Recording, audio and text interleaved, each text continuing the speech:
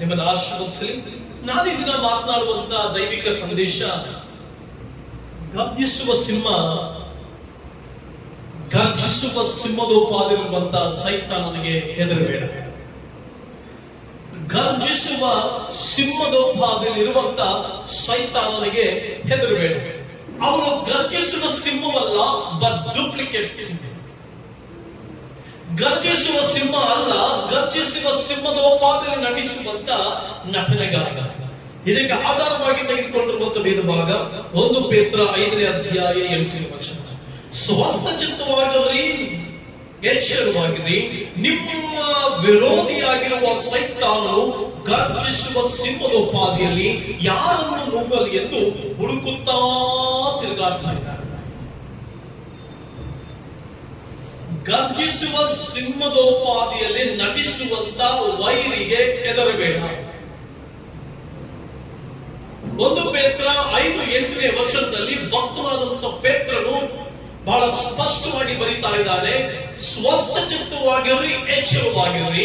ಸೈತಾನನು ಗರ್ಜಿಸುವ ಸಿಂಹದೋಪಾದಿಯಲ್ಲಿ ಯಾರನ್ನು ನುಂಗಲೆಂದು ಹುಡುಕುತ್ತಾ ತಿರುಗಾಡ್ತಾ ಇದ್ದಾನೆ.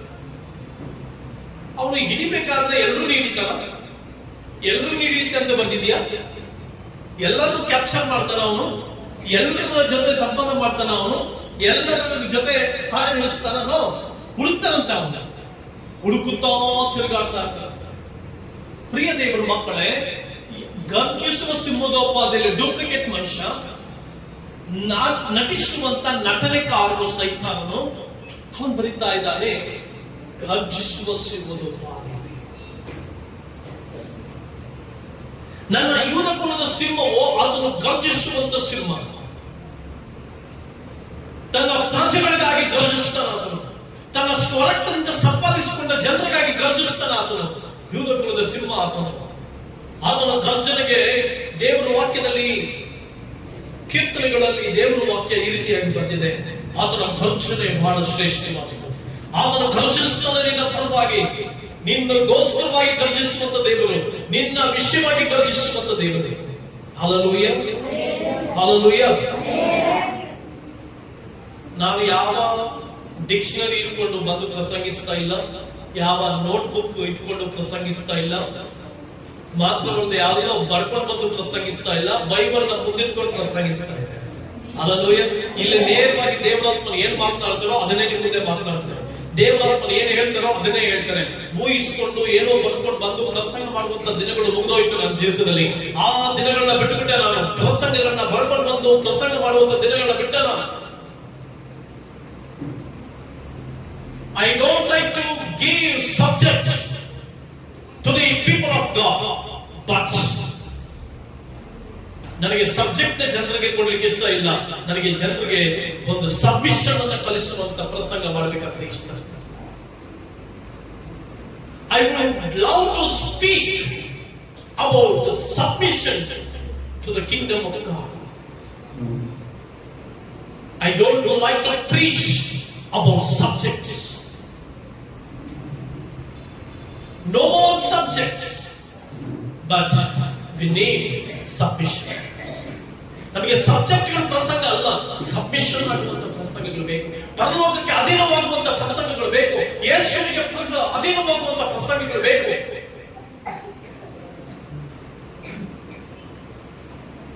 We need God's voice for submission. ದೇವರ ಸ್ವರ ನಮಗೆ ಇವತ್ತಿನ ದೇವರಿಗೆ ವಿಧೇಯರಾಗುವಂತ ಪ್ರಸಂಗಗಳು ಬೇಕು. ಪ್ರಿಯ ದೇವರ ಮಕ್ಕಳೇ, ಆದುದರಿಂದ ದೇವರು ಗರ್ಜಿಸ್ತಾನೆ. ಎರಡು ರೀತಿಯಾದಂತ ಗರ್ಜನೆಗಳು. There are two kinds of roarings in Christian life. The one, the Most High God, He will roar for you. ಆತ ನಿನಗಾಗಿ, ನಿನಗೋಸ್ಕರ ಗರ್ಜಿಸ್ತಾನೆ. ಆತನ ಗರ್ಜನೆ ಅದ್ಭುತವಾದದ್ದು, ಆತನ ಗರ್ಜನೆ ಶ್ರೇಷ್ಠವಾದದ್ದು.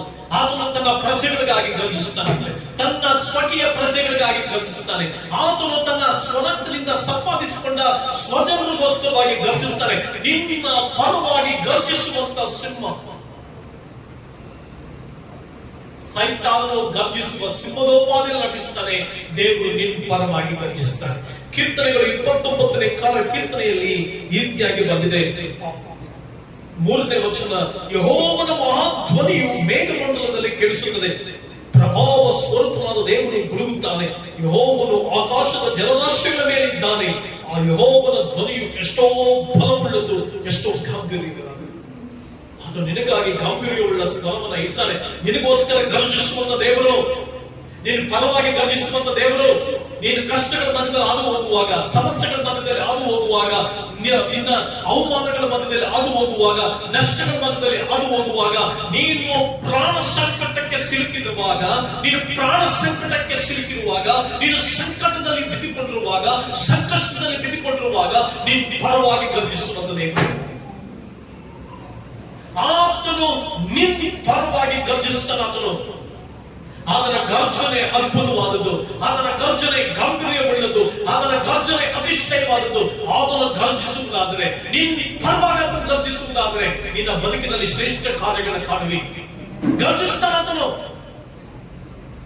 ಸಾಮಾನ್ಯವಾದ ದೇವರನ್ನು ಆರಾಧಿಸ್ತಾ ಇಲ್ಲ ನೀನು, ನಾನು ಸಾಮಾನ್ಯವಾದ ದೇವರನ್ನ ಹೆಸರನ್ನ ಹೇಳ್ಕೊಳ್ತಾ ಇಲ್ಲ. ಆತನು ಗರ್ಜಿಸುವ ಸಿಂಹ. ನಿನ್ನ ಅನಾರೋಗ್ಯದ ವಿಷಯದಲ್ಲಿ ನೀನು ಕಷ್ಟಪಡುವಾಗ ಆತನು ನಿನ್ನ ಪರವಾಗಿ ಗರ್ಜಿಸ್ತಾನೆ. ಸಂಕಟಗಳ ಮಧ್ಯದಲ್ಲಿ ನೀನು ಸೋತು ನಿಂತಾಗ ಆತನು ನಿನ್ನ ಪರವಾಗಿ ಗರ್ಜಿಸ್ತಾನೆ. ಹಲ್ಲೆಲೂಯಾ. ಗರ್ಜಿಸುವ ದೇವರು, ನಿನ್ನ ಪರವಾಗಿ ಗರ್ಜಿಸುವಂತ ದೇವರು, ನಿನ್ನ ಪರವಾಗಿ ಗರ್ಜಿಸುವಂತ ದೇವರು, ನಿನ್ನ ಪಕ್ಷವಾಗಿ ಗರ್ಜಿಸುವಂತ ದೇವರು. ಯಾವುದರ ವಿಷಯದಲ್ಲಿ ಇವತ್ತು ನೀನು ಯೋಚನೆ ಮಾಡ್ತಾ ಇದ್ದೀಯ? ನಿನ್ನ ಎಜುಕೇಶನ್ ವಿಷಯದಲ್ಲಿ ಯೋಚಿಸ್ತಾ ಇದೆಯಾ? ನಿನ್ನ ಎಜುಕೇಶನ್ ವಿಷಯದಲ್ಲಿ ಸಂಕಟ ಪಡ್ತಾ ಇದೆಯಾ? ನಿನ್ನ ಫ್ಯಾಮಿಲಿ ವಿಚಾರದಲ್ಲಿ ಕಷ್ಟ ಪಡ್ತಾ ಇದೆಯಾ? ನಿನ್ನ ಹಣಕಾಸಿನ ವಿಷಯದಲ್ಲಿ ಸಂಕಟ ಪಡ್ತಾ ಇದೆಯಾ? ಯಾವುದ್ರ ವಿಷಯದಲ್ಲಿ ಇವತ್ತು ನೀನು ಸಂಕಟ ಪಡ್ತಾ ಇದೀಯ? ಯಾವುದ್ರ ವಿಷಯದಲ್ಲಿ ಗೋಳಾಡ್ತಾ ಇದೀಯ? ದೇವರು ನಿನ್ನ ಪಕ್ಷವಾಗಿ ಗರ್ಜಿಸ್ತಾನೆ. ಅದರ ಗರ್ಜನೆಯು ಮಹಾಪ್ರಭಾವವುಳ್ಳದ್ದು. ಅನಾರೋಗ್ಯದ ವಿಷಯದಲ್ಲಿ ಗರ್ಜಿಸ್ತಾ ಇದೆಯಾ? ಇವತ್ತು ನಂಬಿಕೆಯಿಂದ ಹೇಳು, ಅನಾರೋಗ್ಯವೇ, ಗರ್ಜಿಸುವಂತ ದೇವರು ನನ್ನ ಪಕ್ಷ ಇದ್ದಾನೆ. ನನ್ನ ಪರವಾಗಿ ನಿಂತು ಗರ್ಜಿಸುವಂತ ಯುದ್ಧವೀರ ನನ್ನೊಂದಿಗಿದ್ದಾನೆ. ನನ್ನ ಪರವಾಗಿ ಗರ್ಜಿಸುವಂತ ನನ್ನ ಸೃಷ್ಟಿಕರ್ತ ನನ್ನೊಂದಿಗಿದ್ದಾನೆ. ನನ್ನ ಪರವಾಗಿ ನಿಂತು ನನ್ನ ಪಕ್ಷ ಹಿಡಿದು ನನ್ನ ಮಗಳ ಎಂಬುದಾಗಿ ಹೇಳುವಂತ ಗರ್ಜಿಸುವ ಸಿಂಹ ನನ್ನೊಂದಿಗಿದೆ. That is the lion which I worship. That is the roaring lion. He is not a lion. ಆತನು ಗರ್ಜಿಸುವಂತ ಸಿಂಹ. ಆತನು ನನ್ನ ಪರವಾಗಿ ನಿಲ್ಲುವಂತ ಸಿಂಹ. ಪ್ರಿಯ ದೇವರ ಮಕ್ಕಳೇ, ಯೆಹೋವನ ಮಹಾಧ್ವನಿಯು ಮೇಘಮಂಡಲದಲ್ಲಿ ಕೇಳಿಸುತ್ತದೆ, ಮಹಾಪ್ರಭಾವ ಸ್ವರೂಪನಾದ ದೇವರು ಗುಡುಗುತ್ತಾನೆ, ಯೆಹೋವನು ಆಕಾಶದ ಜಲರಾಶಿಗಳ ಮೇಲಿದ್ದಾನೆ. ಆತನ ಯೆಹೋವನ ಧ್ವನಿಯು ಎಷ್ಟೋ ಬಲವುಳ್ಳದ್ದು, ಗಾಂಭೀರ್ಯವುಳ್ಳದ್ದು. ಗರ್ಜಿಸುವಂತ ದೇವರು ನಿನ್ನ ದೇವರು. ನಿನಗೆ ನೀನೇ ಹೇಳಪ್ಪ, ನನ್ನ ದೇವರು ನನ್ನ ಪರವಾಗಿ ಗರ್ಜಿಸ್ತಾನೆ. ಸಿಂಹ ಗರ್ಜನೆ ನೋಡಿದ್ದೀರಮ್ಮ? ಕೇಳಿಸ್ಕೊಂಡಿದ್ದೀರಾ? ಡೈರೆಕ್ಟ್ ಆಗಿ ನೋಡಿದ್ದೀರಾ ಸಿಂಹ ಹೆಂಗ್ ಗರ್ಜಿಸುತ್ತೆ ಅಂತ? ಹೆಸರು ನೋಡಿದ್ದೀರಿ? ಸಿಂಹ ಗರ್ಜನೆ. ಹಲ್ಲೆಲೂಯಾ. ನನ್ನ ದೇವರು ನಿನ್ನ ಪರವಾಗಿ ನಿಲ್ತಾರೆ. ಏನಿದು? ಸೈತಾನನೇನೋ ಗರ್ಜಿಸುವ ಸಿಂಹದೋಪಾದಿಯಲ್ಲಿ ಗರ್ಜಿಸ್ತಾನೆ ಅಂತ ಬರೆದಿದೆ, ಆದ್ರೆ ದೇವರು ನಿನ್ನ ಪರವಾಗಿ ಗರ್ಜಿಸ್ತಾನೆ. ಪ್ರಿಯ ದೇವರ ಮಕ್ಕಳೇ, ನಾವು ಕೀರ್ತನೆಗಳು 29ನೇ ಕೀರ್ತನೆಯಲ್ಲಿ ದೇವರ ಗರ್ಜನೆಯ ಕುರಿತು ನೋಡ್ತೇವೆ. ಯೆಹೋವನ ಗರ್ಜನೆಗೆ ದೇವದಾರು ವೃಕ್ಷಗಳು ದಡಲ್ ಎಂದು ಮುರಿದು ಬಿಡುತ್ತವೆ. ದೇವರು ಗರ್ಜಿಸುವಂತ ಸಿಂಹ, ಆತನ ಪರವಾಗಿ ಗರ್ಜಿಸ್ತಾನೆ. ಆತನ ಗರ್ಜನೆಗೆ ದೇವದಾರು ವೃಕ್ಷಗಳು ದಡಲ್ ಎಂದು ಮುರಿದು ಬೀಳ್ತಾವಂತೆ. ದೇವರ ಆ ಗರ್ಜನೆಗೆ ದೇವದಾರು ವೃಕ್ಷಗಳು ದಡಲೆಂದು ಬೀಳ್ತವೆ ಅಂದ್ರೆ ಅತಿ ಎತ್ತರವಾಗಿ ಬೆಳೆದಿರುವಂತಹ ಮರಗಳು ದಡಲೆಂದು ಬೀಳ್ತವೆ. ಅದರ ಅರ್ಥ ದೇವರ ಸ್ವರಕ್ಕೆ, ದೇವರ ಆ ಮಹಿಮೆಯುಳ್ಳ ಗರ್ಜನೆಗೆ ನಿನ್ನ ಪ್ರಾಬ್ಲಮ್ಗಳು ಎಷ್ಟೇ ಎತ್ತರವಾಗಿ ಬೆಳೆದಿದ್ರು, ನಿನ್ನ ತೊಂದರೆಗಳು ಎಷ್ಟೇ ಎತ್ತರವಾಗಿ ಬೆಳೆದಿದ್ರು, ನಿನ್ನ ಕಷ್ಟಗಳು ಎಷ್ಟೇ ಎತ್ತರವಾಗಿ ಬೆಳೆದಿದ್ರು, ನಿನ್ನ ಸ್ವಭಾವಗಳು, ನಿನಗೆ ಇಷ್ಟ ಇಲ್ಲದ ಸ್ವಭಾವಗಳು ಎಷ್ಟೇ ಎತ್ತರವಾಗಿ ಬೆಳೆದಿದ್ರು, ದೇವರು ಮಾತನಾಡುವಾಗ ಆತನ ಗರ್ಜನೆಗೆ ದಡದಲ್ಲಿ ಎಂದು ಬೀಳ್ತಾವಂತೆ. ಸಾರ್ವಭೌಮನಾದ ದೇವರ ಎದುರಿನಲ್ಲಿ ಬೆಟ್ಟಗಳು ಮೇಣದಂತೆ ಕರಗಿ ಹೋಗ್ತಾವಂತೆ.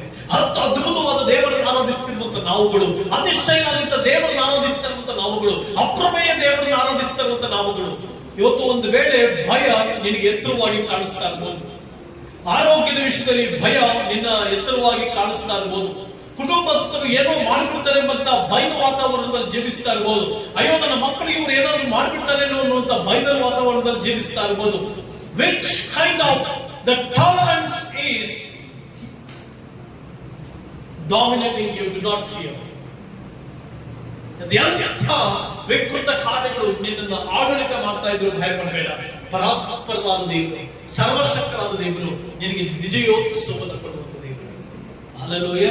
ನಿನ್ನ ಪರವಾಗಿ ದೇವರು ಗರ್ಜಿಸ್ತಾರಮ್ಮ, ನಿನ್ನ ಮಕ್ಕಳ ಪರವಾಗಿ ಗರ್ಜಿಸ್ತಾರೆ ದೇವರು. ಆತನ ಈ ಲೋಕದಲ್ಲಿದ್ದಾಗ, ಸರ್ವಶಕ್ತನ ಈ ಲೋಕದಲ್ಲಿದ್ದಾಗ, ಜೀವಸ್ವರೂಪನಾದಂತ ಯೇಸು ಕ್ರಿಸ್ತನ ಈ ಲೋಕದಲ್ಲಿದ್ದಾಗ ಸಮುದ್ರದ ಮೇಲೆ ನಡೆದು ಬಂದ. ಸಮುದ್ರದ ಮೇಲೆ ನಡೆದು ಬರೋದಕ್ಕಿಂತ ಮುಂಚೆ ಶಿಷ್ಯರು ಪ್ರಯಾಣ ಮಾಡ್ತಾ ಇದ್ರು. ಶಿಷ್ಯರು ಪ್ರಯಾಣ ಮಾಡಿಕೊಂಡು ಆ ಸಮುದ್ರದ ಮೇಲೆ ಪ್ರಯಾಣ ಮಾಡ್ಕೊಂಡು ಬರ್ತಿರುವಾಗ ಶಿಷ್ಯರಿಗೆ ಭಯ ಸ್ಟಾರ್ಟ್ ಆಯಿತು. ಬಿರುಗಾಳಿ, ಅಲೆಗಳು ಜಾಸ್ತಿ ಆದಾಗ ಶಿಷ್ಯರು ಭಯಪಟ್ಟರು. ಶಿಷ್ಯರು ಕಣ್ಣೀರಿಟ್ಟರು. ಶಿಷ್ಯರು ಬೋರ್ಗರಿಯುವಂತ ಸಮುದ್ರದ ಮೇಲಿನ ಅಪಾಯಗಳ ಕುರಿತು ಅಳ್ತಾ ಕರ್ತನೇ ಎಂಬುದಾಗಿ ಆ ದೇವರನ್ನ ದರ್ಶಿಸಿದರು. ಯೇಸು ಸಮುದ್ರದ ಮೇಲೆ ನಡೆದು ಬಂದು ಆತನು ಸಮುದ್ರವನ್ನು, ಅಲೆಗಳನ್ನು, ಬಿರುಗಾಳಿಯನ್ನು ಗದರಿಸಿದ. ಮರೆಬೇಡ ಅಂದ. ಗಾಳಿಯೇ ಸಮುದ್ರವೇ ಮರೆಯಬೇಡ ಅಂತ. ಎಂತ ಅದ್ಭುತವಾದ ದೇವರು, ಎಂತ ಪರಾಕ್ರಮಿಯಾದ ದೇವರು, ಎಂತ ಅತಿಶಯನಾದ ದೇವರು. ಆತನ ಗರ್ಜನೆಗೆ ಸಮುದ್ರ ತಲ್ಲಣಗೊಳ್ತು. ಆತನ ಗರ್ಜನೆಗೆ ಸಮುದ್ರವೇ ಶಾಂತವಾಯಿತು. ಆತನ ಗರ್ಜನೆಗೆ ಸಮುದ್ರದ ಅಲೆಗಳು ಶಾಂತವಾದವು. ಆತನ ಗರ್ಜನೆಗೆ ಬಿರುಗಾಳಿ ಶಾಂತವಾಯಿತು. ಆತನ ಬಿರುಗಾಳಿಗೆ ಮರೆಯಬೇಡ ಅಂದರು. ತನ್ನ ಜನರನ್ನ ಪ್ರೀತಿಸಿದ, ತನ್ನ ಜನರನ್ನು ತನ್ನ ರೆಕ್ಕೆಯ ಅಧೀನದಲ್ಲಿ ಇಟ್ಟುಕೊಂಡ, ತನ್ನ ಪ್ರಜೆಗಳನ್ನ ಪ್ರೀತಿಸಿದ, ತನ್ನ ಸ್ವಕೀಯ ಪ್ರಜೆಗಳನ್ನ ಆತ ತನ್ನ ಹಸ್ತದಲ್ಲಿ ಇಟ್ಟುಕೊಂಡಿದ್ದಾನೆ. ಅದಕ್ಕೆ ಬಿರುಗಾಳಿಗೂ ಸಮುದ್ರ ಕೇಳಿದ, ಮರೆಯಬೇಡ, ದೇ ಆರ್ ಮೈ ಪೀಪಲ್. ನಾನು ಗರ್ಜಿಸುವಂತ ಸಿಂಹ, the lion of Judah, the roaring lion, he is the lord and saviour Jesus Christ. ಆತ ನಮ್ಮ ದೇವರು, ರಕ್ಷಕನಾಗಿರುವಂತ ಯೇಸು ಕ್ರಿಸ್ತ. ಮರೆಯಬೇಡ ಅಂತ. ಇವತ್ತಿನ ಜೀವಿತದಲ್ಲಿ ಕೆಲವರಿಗೆ ಹಣಕಾಸಿನ ತೊಂದರೆ ಇಲ್ಲದೆ ಇರಬಹುದು, ಕೆಲವರಿಗೆ ದೇವರು ಎಲ್ಲ ಸುಕ್ಷೇಮ ಕೊಟ್ಟಿರ್ಬೋದು, ಕೆಲವರಿಗೆ ಅನಾರೋಗ್ಯ ಇರಬಹುದು, ಕೆಲವರಿಗೆ ಹಣಕಾಸಿನ ತೊಂದರೆ ಇರಬಹುದು, ಕೆಲವರಿಗೆ ವಿಧ ವಿಧವಾದಂತ ಪ್ರಾಬ್ಲಮ್ಸ್ ಗಳಿರಬಹುದು, ಕೆಲವರಿಗೆ ಮೆಂಟಲಿ ಡಿಸ್ಟರ್ಬ್ ಇರಬಹುದು, ಮೈಂಡ್ ನಲ್ಲಿ ತೊಂದರೆ ಆಗಿರಬಹುದು, ಆಲೋಚನೆಗಳಲ್ಲಿ ತೊಂದರೆ ಆಗಿರಬಹುದು, ಮನಸ್ಥಿತಿಯಲ್ಲಿ ತೊಂದರೆ ಇರಬಹುದು, ಚಿಂತೆಗಳಲ್ಲಿ ಬಿದ್ದುಕೊಂಡಿರಬಹುದು. ಮನೆ ಹೇಗೆ ಕಟ್ಟೋದು, ಮನೆಯ ಜೀವನವನ್ನ ಹೇಗೆ ನಡೆಸೋದು, ಕುಟುಂಬವನ್ನ ಹೇಗೆ ನಡೆಸೋದು, ಈ ಪರಿಸ್ಥಿತಿನ ಹೇಗೆ ನಿಭಾಯಿಸೋದು, ನನ್ನ ಮನೆಯನ್ನು ಹೇಗೆ ನಡೆಸಿಕೊಂಡು ಹೋಗೋದು, ನನ್ನ ಮಕ್ಕಳನ್ನ ಹೇಗೆ ಸಾಕೋದು, ವಿಧ ವಿಧವಾದಂತ ಪರಿಸ್ಥಿತಿಗಳ ಸಂದಿಗ್ಧತೆಗಳಲ್ಲಿ ನಾವು ಹಾದು ಹೋಗ್ತಿದ್ದಿರಬಹುದು. ಇವತ್ತು ನಿನ್ನ ಬಿರುಗಾಳಿ ಯಾವುದೋ ಗೊತ್ತಿಲ್ಲ, ನಿನ್ನ ಅಲೆ ಯಾವುದೋ ನನಗೆ ಗೊತ್ತಿಲ್ಲ, ಆದ್ರೆ ದೇವರು ನಿನ್ನ ಅಲೆಯನ್ನ ಬಲ್ಲವನು, ದೇವರು ನಿನ್ನ ಬಿರುಗಾಳಿಯನ್ನ ಬಲ್ಲವನು. ದೇವರು ನಿನ್ನ ಬಿರುಗಾಳಿಗೂ ನಿನ್ನ ಅಲೆಗಳಿಗೂ ಆತನು ಗರ್ಜಿಸುವ ಸಿಂಹದ ಪಾದಿಯಲ್ಲಿ ಅಲ್ಲ, ಗರ್ಜಿಸುವ ಸಿಂಹವೇ ಆತನು ಗದರಿಸ್ತಾನೆ. ಆತನ ಗದರಿಸ್ತಾನೆ, ಶಾಂತಗೊಳಿಸ್ತಾನೆ. ಸೊ ಪ್ರಿಯ ದೇವರ ಮಕ್ಕಳೇ, ನಾನು ಇವತ್ತು ಎರಡು ಗರ್ಜಿಸುವ ಗರ್ಜನೆ, ಒಂದು ಅದ್ಭುತವಾದ ಗರ್ಜನೆ. ಒಬ್ಬನಾದರೂ ಭೂಪರಲೋಕಗಳನ್ನ ಸೃಷ್ಟಿ ಮಾಡಿದವನು, ಭೂಪರಲೋಕಗಳಿಗೆ ಒಡೆಯನು, ಭೂಪರಲೋಕಗಳನ್ನ ಸ್ಥಾಪಿಸಿದವನು, ಎಲ್ಲಾ ಸಂಗತಿಗಳಿಗೂ ಆದಿಸಂಭೂತನು, ಎಲ್ಲವುಗಳ ನಿರ್ಮಾಣಿಕನು, ಎಲ್ಲ ಕಾರ್ಯಗಳನ್ನ ನಿಯಮದಂತೆ ನೇಮಿಸಿದವನು, ಎಲ್ಲ ಸಂಗತಿಗಳನ್ನ ನಡೆಸಿದಾತನು. ಆತನು ಗರ್ಜಿಸುತ್ತಾನೆ ತನ್ನ ಜನರ ಪರವಾಗಿ, ತನ್ನ ಮಕ್ಕಳ ಪರವಾಗಿ.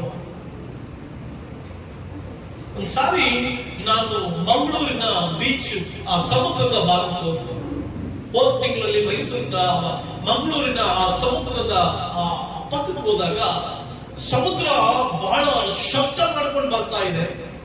ಆಗ ನನ್ನ ಜೊತೆ ಬಂದಂತ ಪಾಸ್ಟರ್ಗೆ ಹೇಳಿದೆ, ದೇವರೆಂತ ಮಹಾಜ್ಞಾನಿ, ದೇವರೆಂತ ಅದ್ಭುತ ಸ್ವರೂಪನು, ದೇವರೆಂತ ಅತಿಶಯವುಳ್ಳವನು, ಸಮುದ್ರ ಅಲ್ಲಿಂದ ಅಷ್ಟು ಘೋಷ ಮಾಡ್ಕೊಂಡು ಬರ್ತಾ ಇದೆ, ಆದ್ರೆ ಈ ಸ್ಥಳದಿಂದ ಈ ಕಡೆಗೆ ಬರ್ತಾ ಇಲ್ಲ. ಅಂದ್ರೆ ದೇವರು ವಾಕ್ಯದಲ್ಲಿ ಬಂದಿದೆ, ಆತನು ಸಮುದ್ರಕ್ಕೆ ಎಲ್ಲೆಯನ್ನು ನೇಮಿಸಿದ್ದಾನೆ, ಆತನು ಸಮುದ್ರಕ್ಕೆ ನೀನು ಮಿತಿಮೀರಿ ಈ ಕಡೆ ಬರಬಾರ್ದೆಂಬುದಾಗಿ ಆಜ್ಞಾಪಿಸಿದ್ದಾನಂತ.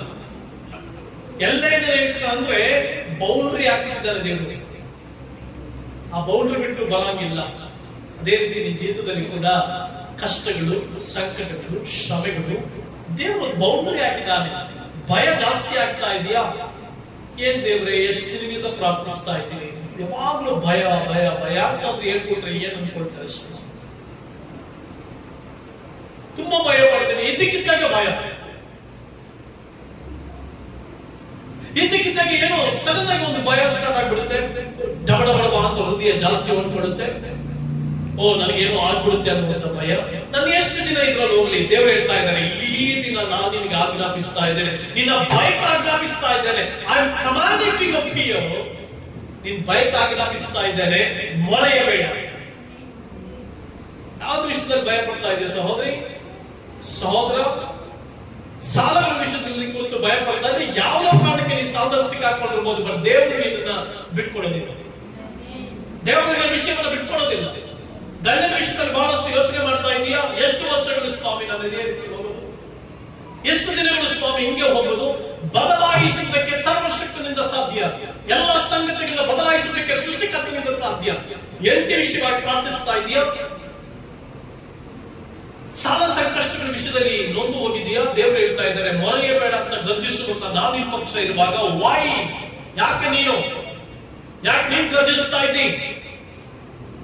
ಎಷ್ಟೋ ಸಾರಿ ನಾವು ಗರ್ಜಿಸ್ಬಿಡ್ತೇವಲ್ಲ, ಎಷ್ಟೋ ಸಾರಿ ಸಮಸ್ಯೆಗಳು ನೋಡುವಾಗ ನಾವು ಗರ್ಜಿಸ್ಬಿಡ್ತೇವೆ.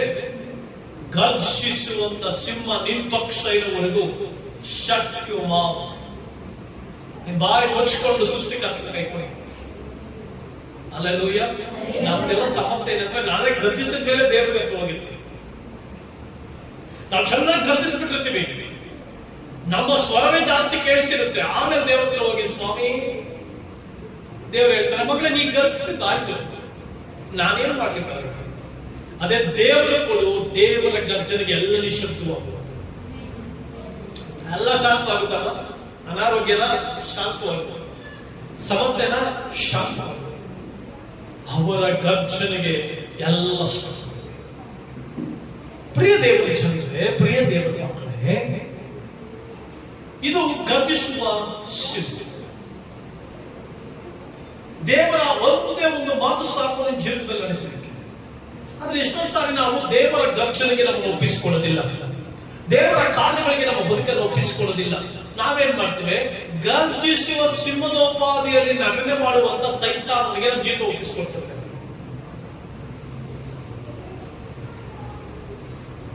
ಗರ್ಜಿಸುವ ಸಿಂಹದೋಪಾದಿಯಲ್ಲಿ ನಟನೆ ಮಾಡುವಂತ ಸೈತಾನ್ ಒಪ್ಪಿಸಿಕೊಳ್ತೀವಿ. ಸೈತಾನನು ನಟನೆ ಮಾಡ್ತಾನೆ. ಆ ಸೈತಾನ್ ನಮ್ಮನ್ನು ಹೊಕ್ಕಾಗ ನಮ್ಮ ಜೀವಿತದಲ್ಲಿ ಕೂಡ ನಟನೆ ಆರಂಭ, ಡ್ರಾಮಾ.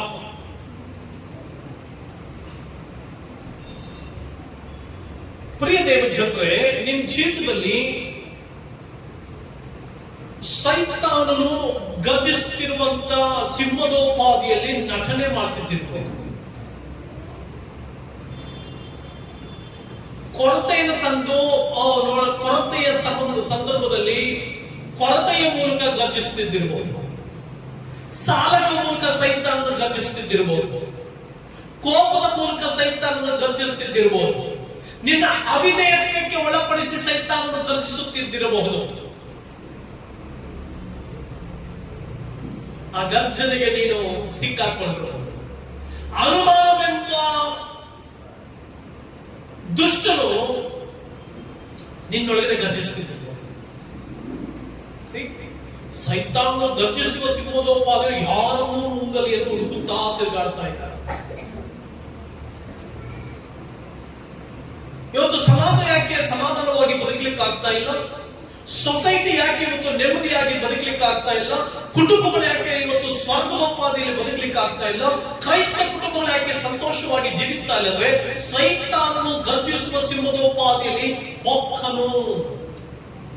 ಯೋಧನೊಳಗಡೆ ಸೈತಾನನು ಹೊಕ್ಕನು. ಸೈತಾನ ಹೊಕ್ಕಬಿಟ್ಟ. ಆದ್ರಿಂದ ಯೇಸುವನ್ನು ಇಟ್ಟುಕೊಡುವ ಆಲೋಚನೆ ಯೂದನಿಗೆ ಬಂತು. ಹೇಳ್ಕೊಟ್ಟ. ಸಮಸ್ಯೆಗಳನ್ನ ಗರ್ಜಿಸುವ ಸಿಂಹದೋಪಾದಿಯಲ್ಲಿ ಸಮಸ್ಯೆಗಳನ್ನ, ಅನಾರೋಗ್ಯಗಳನ್ನ, ತೊಂದರೆಗಳನ್ನ, ಕಷ್ಟಗಳನ್ನ, ಅವಮಾನಗಳನ್ನ, ನಿಂದೆಗಳನ್ನ ನೀನು ಬಳಿ ತರುವಾಗ ಸ್ವಸ್ಥ ಚಿತ್ತವಾಗಿರು, ಎಚ್ಚರಿಕೆಯಿಂದಿರು. Whether it is from God or whether it is from ಸೈತಾನ್, ಯು ಶುಡ್ ರಿಯಲೈಸ್.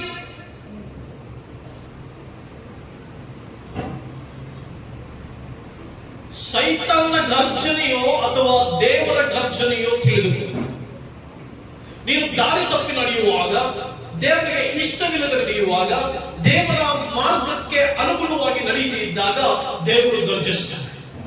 ನೀ ದೇವರ ಮಾರ್ಗದಲ್ಲಿ ನಡಿ ಮಗಳೇ, ಪರಿಶುದ್ಧತೆ ನಡಿ ಮಗಳೇ, ವಾಕ್ಯಾನುಸಾರವಾಗಿ ನಡಿ ಮಗನೇ, ವಾಕ್ಯದ ಅನುಗುಣವಾಗಿ ನಡಿ ಮಗನೇ, ಬೈಬಲ್ ಅನುಗುಣವಾಗಿ ನಡಿ ಮಗನೇ, ನನ್ನ ವಾಕ್ಯಾನುಸಾರ ಜೀವಿಸು ಮಗನೇ, ನನ್ನ ವಾಕ್ಯಾನುಸಾರ ನಡೆದುಕೋ ಮಗನೇ ಅನ್ನುವಂತ ರೀತಿಯಲ್ಲಿ ಗರ್ಜಿಸ್ತಾನೆ ದೇವರು. ಬಿಳಾಮನು ದೇವರ ವಾಕ್ಯಕ್ಕೆ ವಿರುದ್ಧವಾಗಿ ನಡೆಯುವಾಗ, ಬಿಳಾಮನು ದೇವರ ನಿಯಮಕ್ಕೆ ವಿರುದ್ಧವಾಗಿ ನಡೆಯುವಾಗ ಕತ್ತೆಯ ಬಾಯಿ ತೆರೆದು ಮಾತನಾಡಿಸಿದಂತ ಅದೇ ಪರಾತ್ಪರನಾದ ದೇವರು. ಬಿಳಾಮನು ಇಸ್ರಾಯೇಲರನ್ನು ಶಪಿಸಬೇಕು ಅಂತ ಬಾಲಾಕನು ಬಂದು ಕೇಳಿಕೊಂಡಾಗ ಬಿಳಾಮನಿಗೆ ಏನ್ ಮಾಡ್ಬೇಕಾಯ್ತು? ವಾಕ್ಯಾನುಸಾರ ನಡಿಬೇಕಾಗಿತ್ತು. ನಡೆಯಲಿಲ್ಲ. ವಾಕ್ಯಕ್ಕನುಗುಣವಾಗಿ ನಡೆಯದೆ ಶಪಿಸಲಿಕ್ಕೆ ಹೊರಟ. ಕತ್ತೆಯ ಮೇಲೆ ಹೋಗುವಾಗ ದೇವರು ಕತ್ತೆಯ ಬಾಯಿ ತೆರೆದು ಮಾತನಾಡಿಸಿದ. ಇತಿಹಾಸದಲ್ಲಿ ಏನಾದ್ರೂ ಪ್ರಾಣಿಗಳು ಮಾತನಾಡಿದ್ದುಂಟ? ಇತಿಹಾಸದಲ್ಲಿ ಎಲ್ಲಾದ್ರೂ ಪ್ರಾಣಿಗಳು ಬಾಯಿ ತೆರೆದು ಮಾತನಾಡುವುದಂತ? ಕತ್ತೆ ಬಾಯಿ ತೆರೆದು ಮಾತನಾಡದಂತೆ ಕತ್ತೆ ಬಾಯಿ ತೆರೆದು ಆಗಲೂ ಬುದ್ಧಿ ತಂದುಕೊಳ್ಳದ ಆ ಬಿಳಾಮ ದೇವರ ಮಾರ್ಗಕ್ಕೆ ವಿರುದ್ಧವಾಗಿ ನಡೆದ. ಕೆಲವು ಸಾಲ ನಾವು ದೇವರ ವಾಕ್ಯಕ್ಕೆ ವಿರುದ್ಧವಾಗಿ ನಡೆಯುವಾಗ, ದೇವರ ಪ್ರಸನ್ನತೆಗೆ ವಿರುದ್ಧವಾಗಿ ನಡೆಯುವಾಗ, ದೇವರ ಸಮ್ಮುಖಕ್ಕೆ ವಿರುದ್ಧವಾಗಿ ನಡೆಯುವಾಗ, ದೇವರ ನಿಯಮಗಳಿಗೆ ಅನುಗುಣವಾಗಿ ನಡೆಯದೆ, ಪರಿಶುದ್ಧತೆಗೆ ಅನುಗುಣವಾಗಿ ನಡೆಯದೆ ಪಾಪಿಷ್ಠರಾಗಿ ನಡೆದುಕೊಂಡಿದ್ದೇವೆ. ಆಗ ದೇವರು ಅಡ್ಡ ಬರ್ತಾನೆ. ಆಗ ದೇವರು ನಮಗೆ ಅಡ್ಡ ಬಂದು ನಮ್ಮನ್ನ ಸರಿಪಡಿಸ್ತಾನೆ, ಗರ್ಜಿಸ್ತಾನೆ. ಅಂದ್ರೆ ಸೈತಾನನು ಕೂಡ ಅನೇಕ ತಪ್ಪಾದ ಆಲೋಚನೆಗಳು, ತಪ್ಪಾದ ಮಾರ್ಗಗಳನ್ನು ತೋರಿಸಿಕೊಡುತ್ತಾ ನಮ್ಮನ್ನು ಏನ್ ಮಾಡ್ತಾರೆ? ಗರ್ಜಿಸುವ ಸಿಂಹದೋಪಾದಿಯಲ್ಲಿ ನಟನೆ ಮಾಡುವ ಕಡೆಗೆ ನಮಗೆ ಅನಿಸ್ತದೆ. ಇವತ್ತು ಎಷ್ಟೋ ಜನರು ಯಾಕೆ ವ್ಯಭಿಚಾರದಲ್ಲಿ ಬಿದ್ದು ಹೋಗ್ತಾ ಇದ್ದಾರೆ? ಇವತ್ತು ಎಷ್ಟೋ ಜನರು ಯಾಕೆ ಪಾಪಿಷ್ಟ ಕಾರ್ಯಗಳಲ್ಲಿ ಬಿದ್ದುಕೊಳ್ತಾ ಇದ್ದಾರೆ? ಕೆಲವರು ಯಾಕೆ ಕುಟುಂಬವನ್ನ ಕಟ್ಟಿಕೊಳ್ಳೋಕಾಗ್ತಾ ಇಲ್ಲ? ಯಾಕೆ ಗಂಡ ಹೆಂಡತಿಯ ಸಂಬಂಧ ಸರಿಯಾಗಬೇಕಾಗ್ತಾ ಇಲ್ಲ? ಯಾಕೆ ಮಕ್ಕಳ ತಂದೆ ತಾಯಿಗಳ ಸಂಬಂಧ ಸರಿ ಇಲ್ಲ? ಯಾಕೆ ಅತ್ತೆ ಮಕ್ಕಳಲ್ಲದೆ ಸೊಸೆಯ ಸಂಬಂಧ ಸರಿ ಇಲ್ಲ? Why? Because ಸೈತಾನನು ಗರ್ಜಿಸುವ ಸಿಂಹದೋಪಾದಿಯಲ್ಲಿ ಅನುಮಾನವೆಂಬ ಗರ್ಜನೆಯನ್ನ ಹೃದಯದಲ್ಲಿ ಹಾಕ್ಬಿಡ್ತಾನೆ, ಮನಸ್ಸಿನಲ್ಲಿ ಹಾಕ್ಬಿಡ್ತಾನೆ, ಗರ್ಜಿಸುತ್ತಲೇ ಇರ್ತದೆ. ಅನುಮಾನವೆಂಬ ಸೈತಾನನು ತನ್ನ ಗರ್ಜನೆಯನ್ನ ಜನರ ಹೃದಯದಲ್ಲಿ ಹಾಕ್ಬಿಡ್ತಾನೆ, ತನ್ನ ಜನರ ಮನಸ್ಸಿನೊಳಗಡೆ ಹಾಕ್ಬಿಡ್ತಾನೆ. ಅದಕ್ಕೆ ಅವ್ರು ನೋಡಿ ಯಾವಾಗಲೂ ಗರ್ಜನೆ ಮಾಡ್ತಾ ಇರ್ತಾರೆ. ಯಾಕಂದ್ರೆ ಅವನು ಗರ್ಜಿಸುವ ಸಿಂಹವಲ್ಲ, ಗರ್ಜಿಸುವ ಸಿಂಹದೋಪಾದಲ್ಲಿ ನಟನೆ ಮಾಡ್ತಾ ಇರುವಂತವನು. ಜನರ ಹೃದಯದಲ್ಲಿ ಆಗ್ತಾ ಇದ್ದಾನೆ, ಭಯವೆಂಬ ಗರ್ಜನೆಯನ್ನ ಮನಸ್ಸಿನೊಳಗಡೆ ಆಗ್ತಾ ಇದ್ದಾನೆ, ತಪ್ಪಾದ ಆಲೋಚನೆಗಳನ್ನು ಮನಸ್ಸಿನಲ್ಲಿ ಆಗ್ತಾ ಇದ್ದಾನೆ, ತಪ್ಪಾದ ಸಂಕಲ್ಪಗಳನ್ನು ಹೃದಯದಲ್ಲಿ ಆಗ್ತಾ ಇದ್ದಾನೆ, ಗರ್ಜಿಸ್ತಾ ಇದೆ ಅದು. ಅದಕ್ಕೆ ಸೈತಾನ ಗರ್ಜಿಸುವ ಸಿಂಹದೋಪಾದಲ್ಲಿ ಹುಡುಕ್ತಾ ಇದ್ದಾನೆ, ಯಾರನ್ನು ನುಂಗಲಿ ಎಂದು ಹುಡುಕುತ್ತಾ. ಅಂದ್ರೆ ಎಲ್ಲರನ್ನು ಹಿಡಿಬೇಕು ಅಂತಂದ್ರೆ ಹುಡುಕೋ ಅವಶ್ಯಕತೆ ಇಲ್ಲ. ಎಲ್ಲರನ್ನ ದಾಳಿ ಮಾಡಬೇಕು, ಎಲ್ಲರನ್ನ ಕೆಳಗಡೆ ಬೀಳಿಸಬೇಕು, ಎಲ್ಲರನ್ನ ದೇವರಾಜಕ್ಕೆ ದೂರ ಮಾಡಬೇಕು ಅನ್ನೋದಿದ್ರೆ ಹುಡುಕುವಂತ ಅವಶ್ಯಕತೆ ಇಲ್ಲ. ಯಾಕೆ ಹುಡುಕ್ತಾ ಇದ್ದಾರೆ ಸೈತಾನನು? ಯಾರ ಹೃದಯಗಳು, ಯಾರ ಮನಸ್ಸುಗಳು ಬಲಿಷ್ಠವಾಗಲಿಲ್ಲವೋ, ಯಾರ ಮನಸ್ಸುಗಳು ಹೃದಯಗಳು ಗಟ್ಟಿಯಾಗಲಿಲ್ಲವೋ, ವಾಕ್ಯಾನುಸಾರವಾಗಿಲ್ಲವೋ, ವಾಕ್ಯದಲ್ಲಿ ಬೆಳೆದಿಲ್ಲವೋ, ವಾಕ್ಯದ ಅನುಸಾರವಾಗಿ ಜೀವಿಸ್ತಾ ಇಲ್ವೋ, ವಾಕ್ಯವನ್ನ ಕೇಳುವವರೇ ಮಾತ್ರವೇ ಆಗಿದ್ದು ವಾಕ್ಯದ ಪ್ರಕಾರ ನಡೆಯದೇ ಇರುವಂತವರನ್ನ ಹುಡುಕ್ತಾ ಇದ್ದಾರೆ. ಯಾಕೋಬನ ಬರೆದ ಪತ್ರಕ್ಕೆ ಬಂದಿದೆ, ನೀವು ವಾಕ್ಯವನ್ನ ಕೇಳಿಸಿಕೊಳ್ಳುವವರು ಮಾತ್ರವೇ ಆಗಿರದೆ ವಾಕ್ಯದ ಪ್ರಕಾರ ನಡೆಯುವವರೂ ಆಗಿರಬೇಕು. ಹಲ್ಲೆಲೂಯಾ. ಕರೆಕ್ಟ್ ಅಲ್ವಾ? ವಾಕ್ಯಾನುಸಾರವಾಗಿ ನಡೆಯುವಂತೆ, ಹಾಗೇನು ಮಾಡ್ತಾರೆ, ಯಾರು ವಾಕ್ಯದ ಪ್ರಕಾರ ನಡೆಯುವುದಿಲ್ಲ, ಪ್ರಾರ್ಥನಾ ಜೀವಿತ ಇರೋದಿಲ್ಲ, ಸ್ತುತಿ ಆರಾಧನಾ ಜೀವಿತ ಇರೋದಿಲ್ಲ, ಅವರನ್ನ ಸೈತಾನ ಹುಡುಕಿರುವಾಗ ಆ ವಾಕ್ಯಾನುಸಾರವಾಗಿಲ್ಲದೆ ಇರುವಂತಹ ಜೀವಿತಗಳನ್ನ ಹುಡುಕಿ ಬಿದ್ದು ಬಿಡ್ತಾರೆ. ಒಬ್ಬನೊಬ್ಬ ಮನುಷ್ಯನು ಗೋಧಿಯನ್ನು ಹಾಕಿದ್ದಂತೆ, ವೈರಿಯ ಬಂದು ಹಣಜಿಯನ್ನು ಬಿಟ್ಟು ಎಷ್ಟೋ ಜನರಲ್ಲಿ ಸೈತಾನನು ಗರ್ಜಿಸುವ ಸಿಂಹದೋಪಾದಿಲ್ಲ ಅಂದ್ರೆ ಅರ್ಥ ಅವ್ರು ಬಂದು ನಿನ್ ಮುಂದೆ ಓ ಅಂತ ಗರ್ಜಿಸ್ಬಿಡಲ್ಲ. ಏನಾಗ್ಬಿಡ್ತಾನೆ, ಹಣಜಿಯನ್ನ ಬಿದ್ದು ಬಿಡ್ತಾನೆ. ವಾಕ್ಯ ಕೇಳಿಸ್ಕೊಳ್ಳುವಾಗ ನಮ್ಮ ಸಭೆಗಳ ಒಂದು ಸಹೋದರಿ ಇದ್ರಿ, ವಾಕ್ಯ ಕೇಳಿಸ್ಕೊಳ್ಳುವಾಗ ನಿದ್ದೆ ಮಾಡ್ತಲೇ ಇದ್ವಿ. ನಾನು ಸುಮಾರು ವರ್ಷಗಳು ನೋಡ್ತಾನೆ ಇದ್ದೆ, ಪ್ರಸಂಗ ಮಾಡ್ತಲೇ ಇದ್ದೆ. ಪ್ರಸಂಗ ಮಾಡುವಾಗೆಲ್ಲ ನಿದ್ದೆ ಮಾಡೋಣ.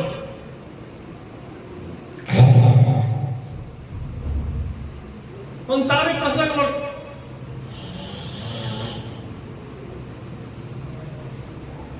ಯಾಕಂದ್ರೆ ಆಕೆಯ ಒಳಗಡೆ ವ್ಯಭಿಚಾರವೆಂಬ ಬೀಜವನ್ನ ಬಿತ್ತಿದ ಸೈತಾನ.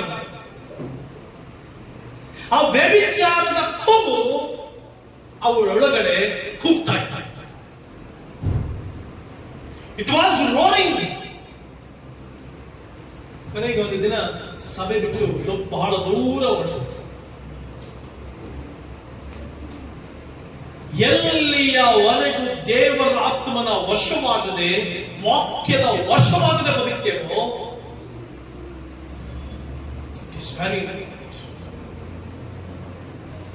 ನನಗೆ ಅದ್ಭುತವಾದ ಸಭೆ ಬೇಕು, ನನಗೆ ದೇವರು ಇಷ್ಟಪಡುವಂತ ಸಭೆ ಬೇಕು. ವಿಶ್ವಾಸಿಗಳು ಬೆಳ್ಳಿ ಬಂಗಾರಕ್ಕಿಂತಲೂ ಶ್ರೇಷ್ಠವಾದ ಜೀವಿತವನ್ನು ಜೀವಿಸಿ. ಸೈತಾನನು ಗರ್ಜಿಸುವ ಸಿಂಹದೋಪಾದಿಯಲ್ಲಿ ಹುಡುಕ್ತಾ ಇರ್ತಾನೆ. ಹುಡುಕಿದಾಗ ಅನುಮಾನವೆಂಬ ಬೀಜವನ್ನ ಬಿಟ್ಟು ಬಿಡ್ತಾನೆ. ಅದು ಕೂಗ್ತಲೇ ಇರ್ತದೆ, ರೋರಿಗೆ ಗರ್ಜಿಸ್ತಲೇ ಇರ್ತದೆ. ಏನು? ಸುಳ್ಳೆಂಬ ಬೀಜವನ್ನ ಮನಸ್ಸಿನೊಳಗಡೆ ಹಾಕ್ಬಿಡ್ತಾನೆ. ಆ ಸುಳ್ಳು ಗರ್ಜಿಸ್ತಲೇ ಇರ್ತದೆ. ಅದು ಬಾಯಿ ತರದ್ರೆ ಸುಳ್ಳು. ಗರ್ಜಿಸುವ ಸಿಂಹದೋಪಾದಿಯಲ್ಲಿ ನುಂಗ್ಲಿಕ್ಕೆ ನೋಡ್ತಾ ಇರ್ತಾನೆ. ಯಾರು ಸಿಗ್ತಾರೆ ಅವ್ರನ್ನ ನುಂಗುತ್ತಾನೆ ಅಂದ್ರೆ ಅರ್ಥ ಅವನೇನ್ ತಗೊಂಡು ಬಾಯಿ ತಗೊಂಡು ಬರ್ತಾನೆ. ಹಿಂಗೆ ವಿಜಯ ಸಿಸ್ಟರ್ ಬಂದು ಬಾಯಿ ತಗೊಂಡು ಬಂದು ಯೋನನ್ನ ಮೀನು ನುಂಗಿದಾಗೆ ಶಿಲ್ಪ ಸಿಸ್ಟರ್ ನುಂಗುತ್ತಾ ಹಿಂಗೆ. ನೋ, ಕ್ಲೀನಾಗಿ ಅರ್ಥ ಮಾಡ್ಕೊಳ್ಳಿ. ನುಂಗುವಂತ ಗರ್ಜಿಸು ಸಿಂಹದೋಪಾದಿಯಲ್ಲಿ ನುಂಗುತ್ತಾನೆ ಅಂದ್ರೆ ಅರ್ಥ ಅವನು ನುಂಗುತ್ತಾನೆ ಅಂದ್ರೆ ನಿನ್ನನ್ನು ತನ್ನ ವಶಕ್ಕೆ ಪಡ್ಕೊಳ್ತಾನೆ ಅಂತ. ಭಯವೆಂಬ ಬೀಜವನ್ನು ಬಿತ್ತಾಕ್ಬಿಡ್ತಾನೆ. ಕ್ಷಣಕ್ಕೆ ಭಯ, ಏನಾದ್ರು ಒಂಚೂರು ಏನೋ ನೋವು ತೊಂದ್ರೆ ಏನೋ ಆಗ್ಬಿಡುತ್ತೆ, ಏನೋ ಆಗ್ಬಿಡುತ್ತೆ, ಏನೋ ಆಗ್ಬಿಡುತ್ತೆ. ಗರ್ಜಿಸ್ತಾ ಇರ್ತಾರೆ. ಎಟ್ಕೊಂಡು ಸಾಲ ಜಾಸ್ತಿ ಸಮಸ್ಯೆ ಬಂದ್ಬಿಟ್ಟಾಗ ಅದ್ರ ಬಗ್ಗೆನೇ ಮಾತಾಡ್ತಾರೆ. ಮನೆ ನೋಡಿ, ಸಾಲ, ಮನೆ ಕೊರತೆ ಜಾಸ್ತಿ ಆಯ್ತು, ಕಷ್ಟ ಆಯ್ತು, ಅದಾಯ್ತು, ಇದಾಯ್ತು, ತೊಂದರೆ ಆಯ್ತು. Roaring, it will ರೋರ್.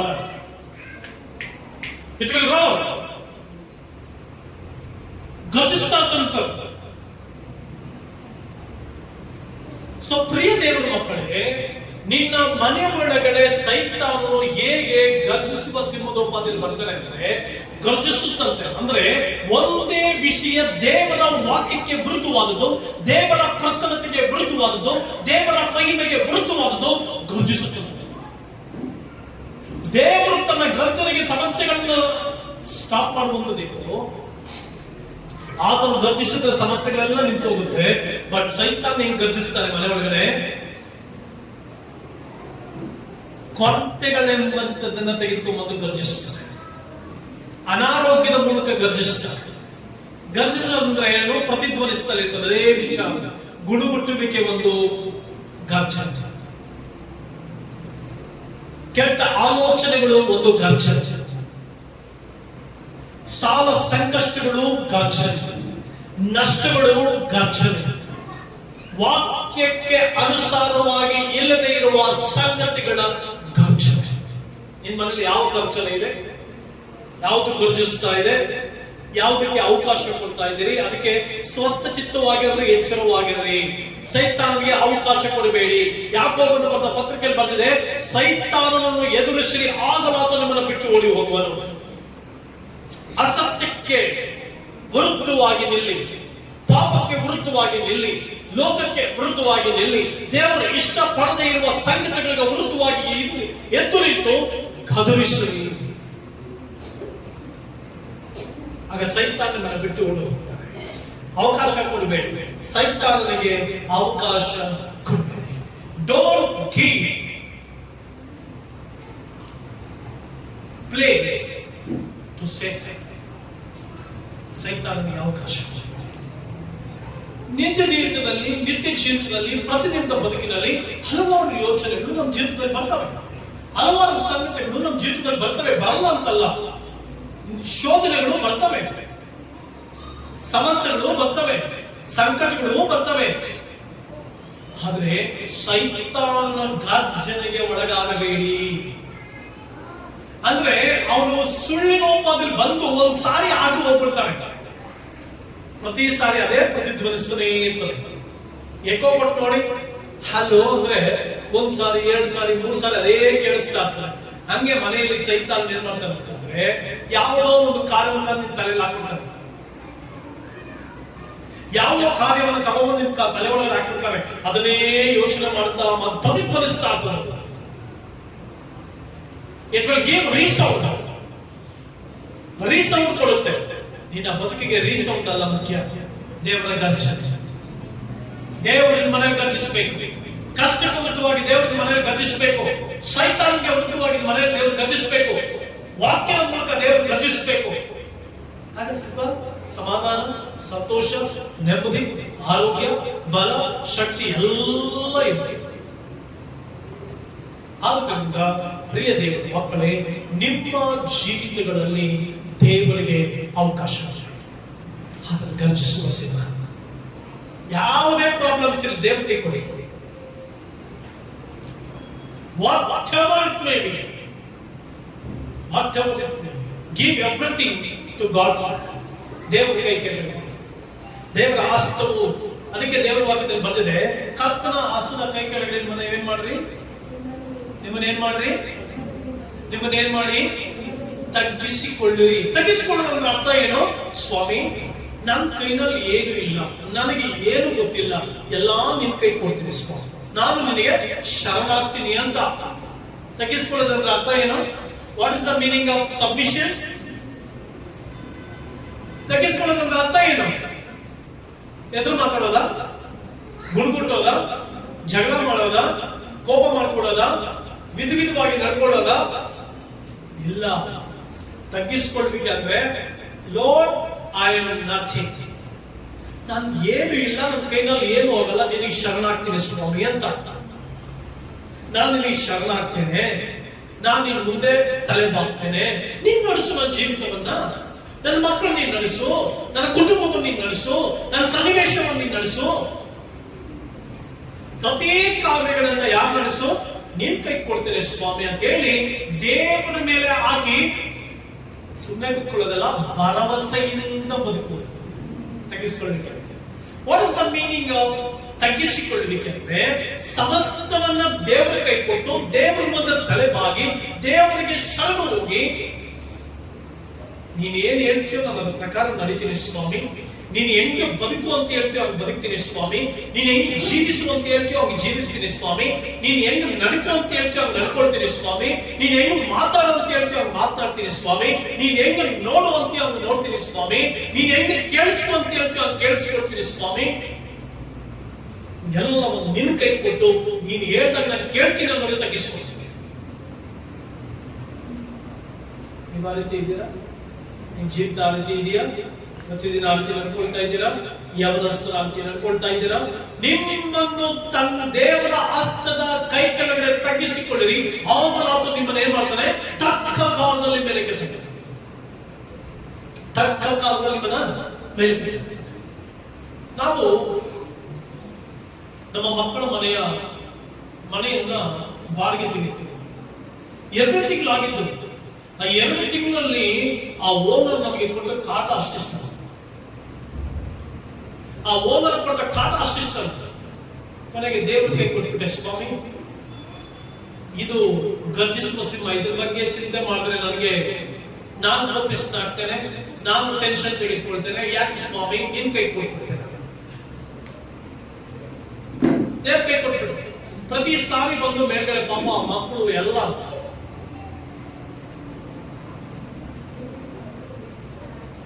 ಬಹಳ ಕಿರಿಕಿರಿ ಆಗಿದೆ, ಬಹಳ ಸಮಸ್ಯೆ ಆಗೋಗಿ. ದೇವ್ರ ಕೈ ಕೊಟ್ಟು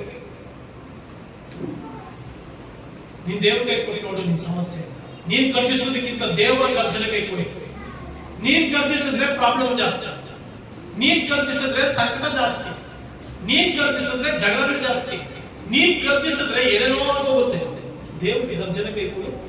ದೇವರು ಗರ್ಜಿಸಿದರೆ ಕೀರ್ತನೆ 29 ಮನೆಗೆ ಸ್ವಲ್ಪ ಹೋಗಿ ಓದು ನೋಡು. ಭಯ ಬಂತ ಹೇಳೋ ಭಯಕ್ಕೆ, ಭಯ ಗರ್ಜಿಸ್ತಾ ಇದೆಯಾ ನೋಡು. ವಾಕ್ಯ ಹಿಂಗಿದೆ, ವಾಕ್ಯ ಹಿಂಗ್ ಹೇಳುತ್ತೆ. ಆಮೇಲೆ ದೇವಿ ಅವರ ಗರ್ಜನೆಗೆ ಸಿಕ್ಕಿ ಹಾಕ್ಬಿಟ್ರೆ ಎಲ್ಲ ಶಾಂತಿ, ಎಲ್ಲ ಸರಿ ಮಾಡ್ತಾರೆ, ಎಲ್ಲ ಕಾರ್ಯಗಳನ್ನು ಸರಿ ಮಾಡ್ತಾರೆ, ಎಲ್ಲ ಸನ್ನಿವೇಶಗಳನ್ನು ಸರಿ ಮಾಡ್ತಾರೆ. ಅವರ ಗರ್ಜಿಸಿ ನಿನ್ ಜೀವಿತದಲ್ಲಿ ಯಾಕೆ ಗರ್ಜಿಸಲಿ? ಸೈತಾನ ಗರ್ಜನೆಗೆ ಅವಕಾಶ ಕೊಟ್ಟು ನೀ ಗರ್ಜಿಸ್ತೀಯೋ, ಇಲ್ಲ ದೇವರ ಗರ್ಜನೆ ಕೈ ಕೊಟ್ಟು ದೇವರಿಗೆ ಗರ್ಜಿಸುವಂತೆ ಮಾಡ್ತೀಯೋ? ನಿನಗೆ ಸೈತಾನನನ್ನು ಗರ್ಜಿಸುವ ಸಿಂಹದೋಪದಲ್ಲಿ ನಿನ್ ಬಳಿ ಬಂದು ವಿಷ ಬೀಜವನ್ನು ಬಿತ್ತುವಾಗ ನೀನ್ ಬರೀ ಗರ್ಜಿಸ್ತಾನೆ ಇರ್ತೀಯೋ, ಮನೆ ಫುಲ್ ಗರ್ಜನೆ ಮಾಡ್ತಾನೆ ಇರ್ತೀಯೋ, ಇಲ್ಲ ದೇವರ ಕೈ ಕೊಟ್ಟು ದೇವರಿಗೆ ಗರ್ಜಿಸಿ ಎಲ್ಲವನ್ನ ಶಾಂತಿ ಮಾಡ್ಕೊಳ್ತೀಯೋ? ನಿನಗೆ ಯಾವ ಗರ್ಜನೆಗೆ ಒಳಗಾಗ್ತೀಯೋ, ಯಾವ ಗರ್ಜನೆ ನಿನ್ನ ಕುಟುಂಬದಲ್ಲಿ ಕೆಲಸ ಮಾಡಬೇಕೋ ನಿನ್ ಕೈಗೆ ಒಪ್ಪಿಸ್ಕೊಡ್ತೇವೆ. ತಗ್ಗಿಸ್ಕೊ, ದೇವರ ವಾಕ್ಯಕ್ಕೆ ಒಪ್ಪಿಸ್ಕೊಡು. ಸ್ವಸ್ಥ ಚಿತ್ತವಾಗಿರೋ, ಎಚ್ಚರವಾಗಿರೋ. ಯಾವುದು ಸೈತಾನದು, ಯಾವುದು ದೇವರದು, ಇವೆರಡನ್ನ ಪರೀಕ್ಷೆ ಮಾಡಿ ದೇವರದನ್ನ ಆರಿಸ್ಕೋ, ದೇವರ ಕಾರ್ಯಗಳನ್ನ ಆರಿಸ್ಕೋ, ದೇವರ ಗರ್ಜನೆಗೆ ಮರೆ ಹೋಗು. ಅವರು ಗರ್ಜಿಸಿದ್ರೆ ಎಲ್ಲ ಸಿಗುತ್ತೆ. ಒಂದು ಸಾರಿ ಗರ್ಜನೆ ಕೊಟ್ಟರೆ ಸಾಕು, ಒಂದು ಸಾರಿ ಗರ್ಜಿಸಿದ್ರೆ ಸಾಕು. The one word is enough to your life. ಒಂದು ಮಾತು ಸಾಕು. ಅವರ ಮಾತಿಗೆ ಮರೆ ಹೋಗಿ ಅವರನ್ನು ಆಶ್ರಯಿಸಿಕೊ. ಸೈತಾನನ ಗರ್ಜನೆಗೆ ಅವಕಾಶ ಕೊಡದೆ, ಅವನ ಕಾರ್ಯಗಳಿಗೆ ಅವಕಾಶ ಕೊಡದೆ, ದೇವರ ಕಾರ್ಯಗಳಿಗೆ ಒಳಗಾಗಿ ದೇವರನ್ನು ದೃಷ್ಟಿಸು. ದೇವರ ಎಲ್ಲಾ ಸಂಗತಿಗಳನ್ನ ನಿನ್ನ ಜೀವಿತದಲ್ಲಿ ನಡೆಸ್ತಾರೆ, ಕೃಪೆ ತೋರುತ್ತಾರೆ, ದಯ ತೋರುತ್ತಾರೆ. ದೇವರ ಮಹಿಮೆ ನಿಮ್ಮೆಲ್ಲರೊಟ್ಟಿಗೆ ಇರಲಿ, ದೇವರ ಪ್ರಸನ್ನತೆ ನಿಮ್ಮೊಟ್ಟಿಗಿರಲಿ. ಗರ್ಜಿಸುವ ಸಿಂಹ ಯೇಸು ಕ್ರಿಸ್ತನು ಆತ ನಿಮ್ಮೊಂದಿಗಿದ್ದು ಸರಿಪಡಿಸಿ ಶಾಂತಿಪಡಿಸಿ ಮುನ್ನಡೆಸ್ತಾರೆ. ಅವರ ಧ್ವನಿಗೆ, ಅವರ ಗರ್ಜನೆಗೆ ಒಳಗಾಗಿ ತಗ್ಗಿಸಿಕೊಂಡು ಮುಂದೆ ಹೋಗು. ದೇವರು ನಿಮ್ಮ ನಡೆಸ್ತಾನೆ. ದೇವರ ವಾಕ್ಯಗಳ ಮೂಲಕವಾಗಿ ನಿಮ್ಮೊಟ್ಟಿಗೆ ಮಾತನಾಡಿದ್ದಾರೆ. ಆ ವಾಕ್ಯಗಳ ಮೂಲಕ ಈ ವಾರವೆಲ್ಲ ಕಾಲ ನಿಮ್ಮ ನಡೆಸಲಿ ಎಂಬುದಾಗಿ ನಿಮ್ಮನ್ನು ಆಶೀರ್ವದಿಸ್ತಾ, ಆತನ ಪ್ರಸನ್ನತೆ ನಿಮ್ಮೊಂದಿಗಿರಲಿ ಎಂಬುದಾಗಿ ಬಯಸ್ತಾ, ಆತನ ಸಾನ್ನಿಧ್ಯದಲ್ಲಿ ಆತನ ಸನ್ನಿಧಿ ಸೇರಿದನಾಗಿ ನಿಮ್ಮನ್ನು ಆಶೀರ್ವದಿಸ್ತಾ ನನ್ನ ಪ್ರಸಂಗವನ್ನು ನಾನು ಮುಗಿಸ್ತೇನೆ. God bless you.